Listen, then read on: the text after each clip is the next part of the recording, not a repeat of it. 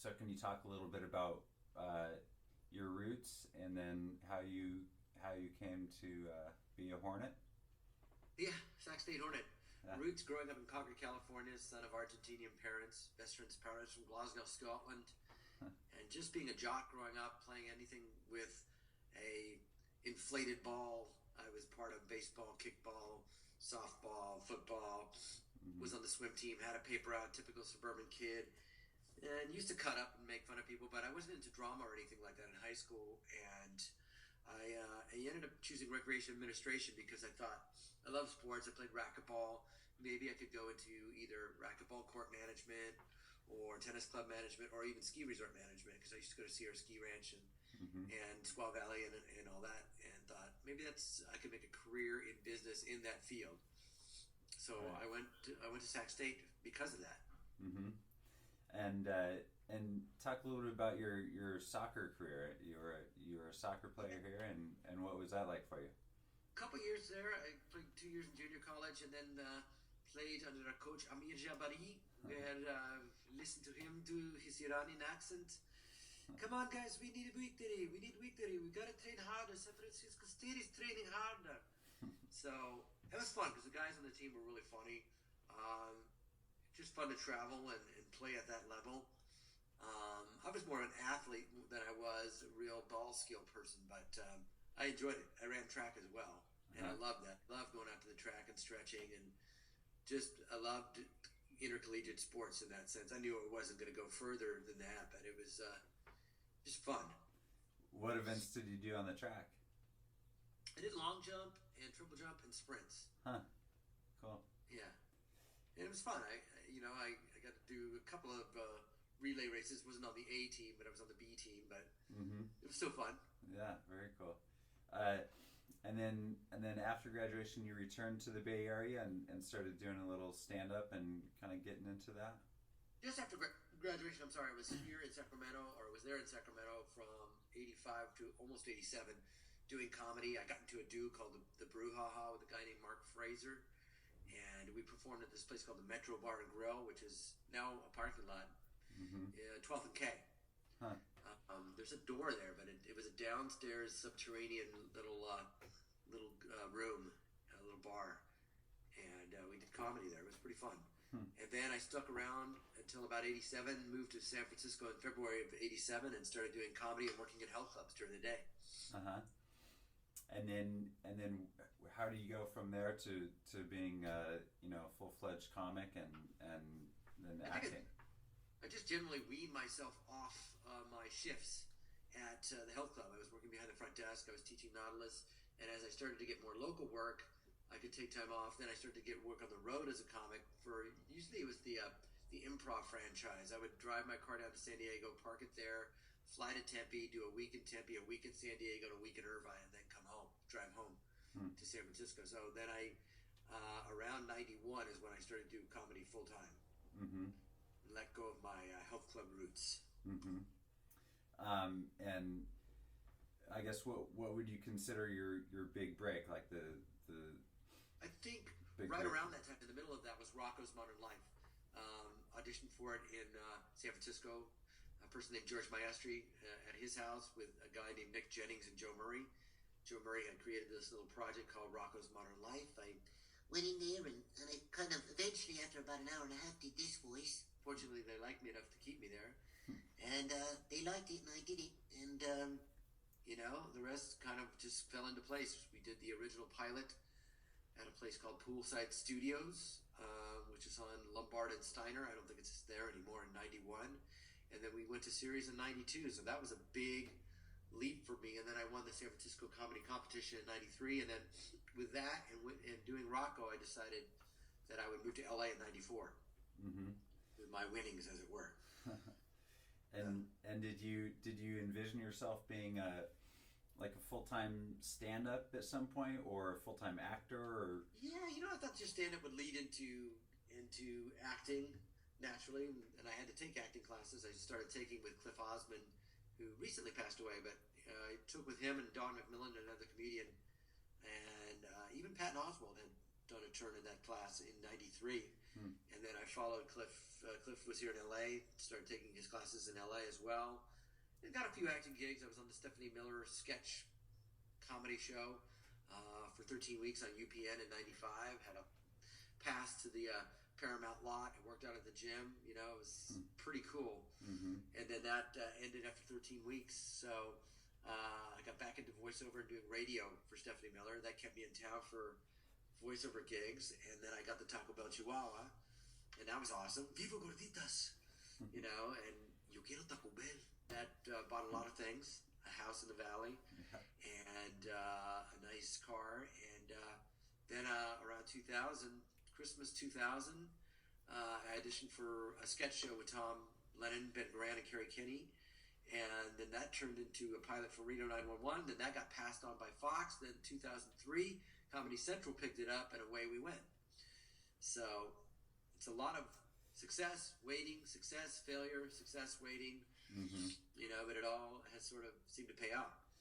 Right, and we talked before about your kind of the development of your voices and just the you know, picking things up here and there and kind of the craft of that. Can you talk a little bit about how you develop those? Yeah, early on, like other voiceover actors that I've run into in LA who are fantastic. You know, we were just influenced by something that sounded different than us, and we're into watching the physical manipulation of the face in order to produce a sound. You know, when I was at my friend Kevin's house and the dad was talking like this with this lip that didn't move, I was really fascinated by it, so I started to copy it. And then my mom, who would say, you know, no me digas, Carlitos, you have to clean your room. Her mouth would move a different way. And so I was growing up hearing that, growing up hearing Scottish, watching cartoons, watching Popeye. I grew up watching the Carol Burnett show and Eunice, don't you go in there, Eunice. You know, watching Harvey Korman, Tim Conway, Mrs. Huygens, you come in here right now. So I was fascinated by people who were characters or could do characters, and I found that to be the case here in LA with all these voiceover actors. So that's how I learned, just by watching people and watching cartoons and wanting to imitate people, you know. When people first meet you, is there a voice that they immediately want to hear? Is there one that really... Yeah, you know, when I go to the Comic-Cons, the two most popular things... Whoops, still there? Yeah. Okay, good. I almost thought I hung up on you. I hit a button. Really. The two most popular are either Garcia from Reno 911 or Rocco. They really like Rocco. It's really... Because of Netflix and because of DVDs, a younger generation has discovered it as well as the older generation. They're like, oh my God, you're Rocco. Sometimes Mr. Weed from my Family Guy. Peter, you're fired. And anytime you're part of the Taco Bell dog, you know, anytime you're part of something that's iconic, people want to hear it. But a lot of Rocco requests, which makes me happy. Yeah, that's cool. And that's something that you created and came up with, basically? Yeah, you know, along with Joe and Nick, we kind of shaped it. And it was more Australian when it started. We really flattened out like that.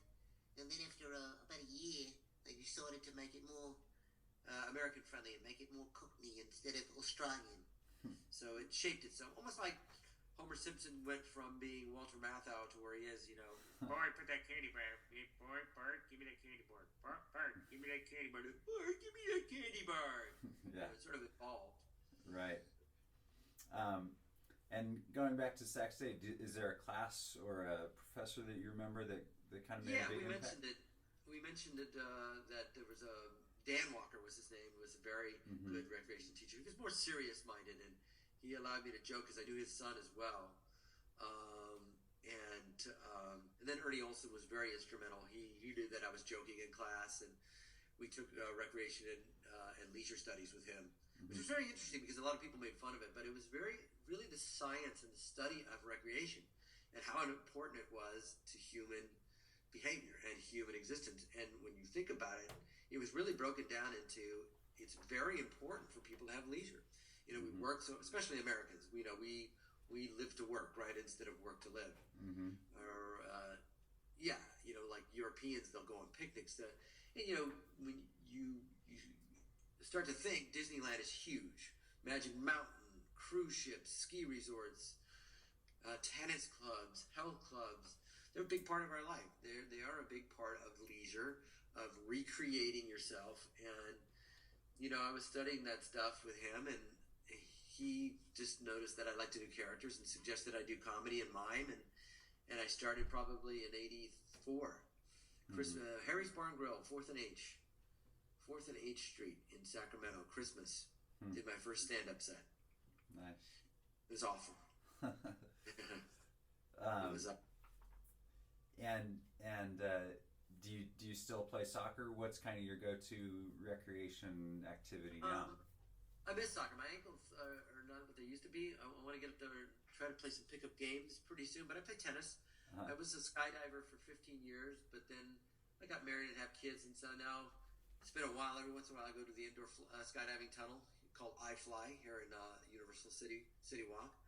So I'll do that. I'll do tennis and whatever random things hop up, but it's mostly tennis and that. Right. And skiing I miss, but we haven't really had a winter to ski this year, so. True. And talk about what you're up to now. I know you're doing a little stand up, and what other projects? Little stand up. Yeah, I have a little cartoon on Mondo Media. I think it's still on there called Off the Curb. It's an improv based cartoon with really powerful voice actors: John DiMaggio, Cedric Yarborough, Eric Bauza, Gary Anthony Williams, and Fred Tatasciore. I have an old cartoon new cartoon that's called Old Bear. It's kind of a send up of the old Rex Allen films, and it's sort of uber violence mixed with the innocence of a bear trying to look for his parents who got captured in bear traps. I'm hopefully going to hear some more on Planes. I did Planes 1, obviously. Working on Fairly Odd Parents. Today I'm pitching a cartoon at Nickelodeon, a cartoon short. I'm doing the Sexy Liberal Comedy Tour with Stephanie Miller. And I'm also part of a new show called Mixels on Cartoon Network. So, and then whatever else comes my way. There's a cartoon called Randy Cunningham, 9th Grade Ninja, that I play Accordion Dave on. He's kind of a cross between Pedro. How you doing, Napoleon? And a character on the old Pink Panther cartoons, Doo-Doo. I hope the inspector finds what he wants to find. So it's kind of a mixture of those two.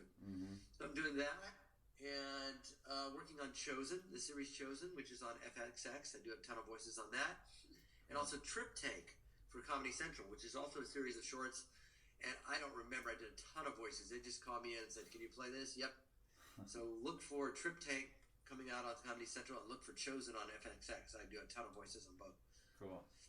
Yeah. Great. And I'm a parent. I have a 3-year-old daughter, almost 3, and almost 3-month-old daughter, and it's a lot of work. Yeah, definitely. And you're going to be in Northern California in May? Yes, at Trek Lines, May 31st. That's in Novato, and you can look me up on Twitter or 2 Facebook pages, one with my picture of myself and my wife, the other one with Garcia, which is a fan page.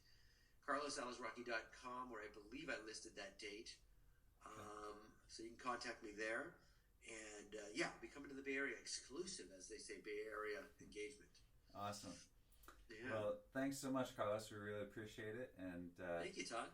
Best of luck. We'll see you on our TV or on a stage near us soon. Yeah, and for your son, I will see you in the skies, amigo. Yes. Thanks a lot. Shout out. Appreciate it. Well, thank you for having me. Yeah. Thanks again, Carlos. I really appreciate you taking the time. Yeah, and go Hornets.